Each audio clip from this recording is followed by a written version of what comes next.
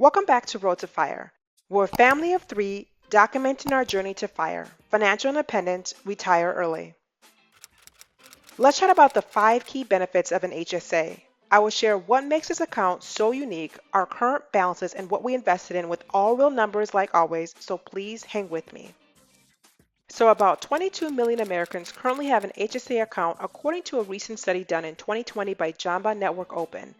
But of those who do have an HSA account, over 55% have not contributed to their account in the last 12 months. Why? Well, most respondents stated they just could not afford to contribute to this account. But the researchers of these reports found that the lack of financial literacy was the biggest issue driving the lack of contributions. Now, I did not learn about the power of an HSA until about 3 years ago, and I definitely didn't understand how this account can be used as a retirement account to help us as we get older. This is all new news to me. But I want to state the obvious. An HSA is not for everyone. I come from complete health privilege. I'm an able-bodied, healthy millennial with no preconditioned issues or hereditary illnesses or diseases.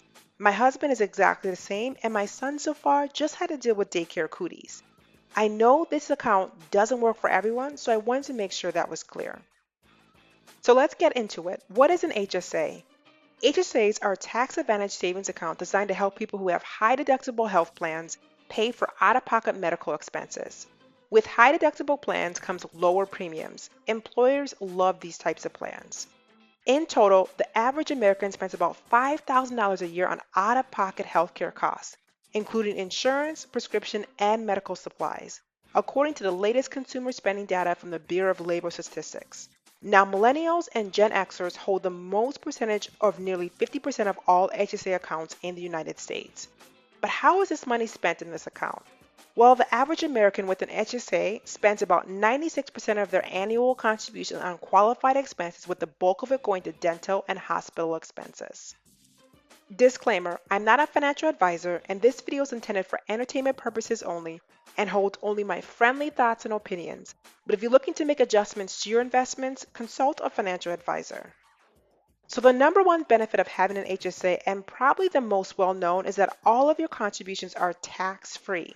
This means your contributions are taken out of your earned income or wages before any deductions or adjustments, which reduces your overall taxable income. Common tax-deferred retirement accounts are traditional IRAs and 401ks, similar to an HSA in this point, while popular tax-exempt accounts are Roth IRAs and Roth 401ks. But people forget this. Your biggest expense each month is not transportation, housing, or food, but it's taxes. Let me emphasize how important this is. This cash flow quadrant by Rich Dad Poor Dad author Robert Kiyosaki is the best way to conceptualize it. The letters represent different types of income sources. E is for employees or earned income, B is from business owners, S is for those who are self-employed, and I is for investors. Most of us fit in E with a dabble of I, but heavily weighted in E. Because we are E or employees, we pay about 40% of our income in taxes before we see any of our earned money. That means you have spent each year working at least one full quarter for the government and the remaining 3 for yourself. Let that sink in. So being able to contribute tax-free dollars to an account is a major win. Anytime you can bypass taxes, you are winning. Of course, legally though. And if you have not read Cash Flow Quadrant, you should. An HSA allows you to decrease the percent of your hard-earned money that will be impacted by taxes. It decreases your taxable amount year over year while setting you up for long-term wealth. I don't recall ever taking a tax-free class back in college, as that is now over a decade, but I wish I did. I wish I spent more time understanding my country's tax laws, as that would have helped us build wealth faster at a younger age. Now take a moment to calculate how much of your earned money goes to taxes each month. Now don't get me wrong, I'm all for using taxes effectively and properly in society, but it's mind-boggling once you add it up over time. Now the number 2 benefit is tax-free growth. Contributions to an HSA generally aren't subject to federal income taxes, and the earnings in the account grows tax-free. Also, unspent money in an HSA rolls over at the end of the year, so it's available for future health expenses. Now let's compare this to the Roth IRA that allows for tax-free growth and withdrawals, but, and that is a big but, Contributions are taxable in a Roth IRA. HSA, on the other hand, have both tax-free growth and tax-free contributions, which is almost unheard of. Your money is yours in the way in and in the way out, untouched by anyone. I'm not saying that the HSA is better than the Roth, as I feel they both have their own place in our FI plans, but one could argue that. Now, number 3 is tax-free withdrawals on qualified expenses. This is where you see the triple tax advantage always associated with an HSA. Your contributions are tax-free, your growth is tax-free, and your withdrawals are tax-free. There isn't a single account available right now with better tax advantages than an HSA, in my opinion. You can withdraw from your account anytime and use it on any qualified expense without paying taxes. Now, the IRS outlines all qualified expenses on their site, but WageWorks does a better job of outlining them in a user-friendly way. So use the link here if you want to check it out and do your own research, but most non-cosmetic, medical, and dental expenses are covered. We have yet to use this account this year, knock on wood, and hope we don't have to. Now, most people know about the triple advantage of an HSA. If you have researched retirement accounts, then you are fairly familiar on how powerful this account can be in the long run. But the next 2 benefits were things I learned just recently. It was not until after I started following a few podcasts and reading more FI blogs that I became aware about the additional benefits of an HSA. I try to make it a habit to spend about 1 hour a day learning or read at least 20 pages, and it's starting to pay off in more ways than I thought. So number 4, after you're 65, you can use the dollars in this account on anything. You will not be subject to the 20% penalty, but you will be subject to income taxes. But think about this. Your income will more than likely be very low as you're now 65 and are more than likely not working in the traditional sense. In this way, an HSA effectively becomes the same as a 401k or any other retirement account with one key difference. There is no requirement to begin withdrawing the money at age 72. So you don't have to worry about saving too much in an HSA and not being able to use it effectively. Again, it shows how great this account is and can help you reach FI. We plan to use this or treat this like a retirement account overall in our plan.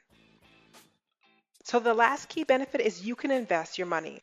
All your tax-free contributions can be invested and grow tax-free as well.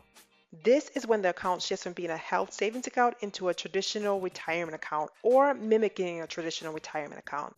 Right now, there are more than 1 million accounts that are investing a portion of the HSA dollars, but that only represents a little over 4% of all accounts in the United States. This means that there are millions of accounts not taking the full advantage of their HSA or enjoying the beauty of compound interest, which is another source of passive income. With our current plan, we have to keep a rolling balance of $1,000 and then are able to invest the rest. So here are our details. So we have $1,000 to spend, which is the minimum health equity our provider will allow. I'm not sure if this is common or not, but let me know if your provider also has a threshold. We have contributed over $2,175, and that includes my employer's contributions as well. We now have about $3,143 invested in the market with a rate of return of exactly 11%, which is good by me. So far, year to date, we have made $232.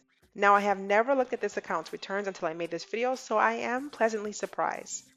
So we are 100% invested in stocks, of course, but the system keeps on asking us to rebalance, and we decided to choose these 2 index funds for right now.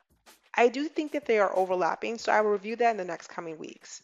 In total, our HSA balance is just over $4,100. Our next goal is to reach $5,000 invested in our HSA account.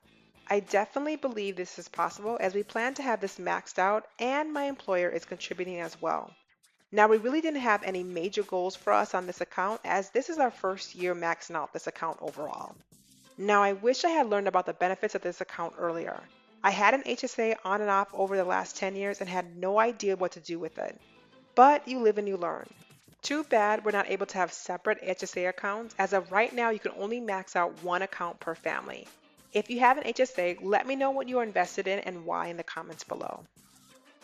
Now, if you made it this far, thank you so much for watching, but don't forget to like, comment, and subscribe below. Until next time.